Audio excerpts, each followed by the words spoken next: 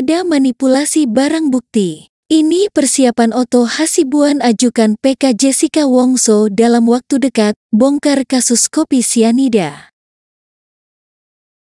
Otto Hasibuan, pengacara Jessica Wongso siap mengajukan peninjauan kembali, PK, dalam kasus yang tengah ditangani, kasus kopi sianida. Menurut Otto Hasibuan, kasus Jessica ini harus ditinjau kembali karena ada suatu kesalahan dalam keputusan tersebut.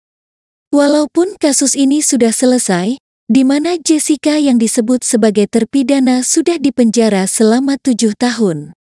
Otto Hasibuan meminta berbagai pihak termasuk masyarakat, pemerintah, Mahkamah Agung dan kepolisian untuk mengambil sikap progresif di kasus kopi sianida ini. Sebab, di kasus ini ada kesalahan dalam putusan. Masyarakat, pemerintah, Mahkamah Agung, kepolisian, harus berani mengambil suatu sikap secara progresif melihat suatu kasus. Apabila suatu kasus sudah inkrah tapi kemudian kita ketahui ada kesalahan di dalam putusan tersebut, maka ini harus kita bongkar, ujar Otto Hasibuan. Sekarang ini kami sedang proses untuk melakukan persiapan-persiapan untuk membongkar kasus ini, tambahnya lagi. Otto Hasibuan akan membongkar apa? Apakah mencari pelaku pembunuh Mirna Salihin, atau oknum-oknum yang melakukan pemeriksaan? Otto Hasibuan mengatakan, pihaknya akan mencari siapa sosok yang berani memanipulasi bukti-bukti. Bukti janggal yang ditemukan seperti bukti CCTV, yang diduga sudah dimanipulasi. Selain itu juga mengenai autopsi. Sekarang kita mau maju ke depan untuk buktikan siapa yang melakukan manipulasi itu, jelas Otto Hasibuan. Alasan mengapa Otto Hasibuan mau membantu Jessica Wongso meskipun tidak dibayar sekalipun? Otto Hasibuan memberitahu, jika sebagai seorang pengacara yang sudah puluhan tahun, salah satu tugas sebagai advokat juga untuk membuka suatu keadilan.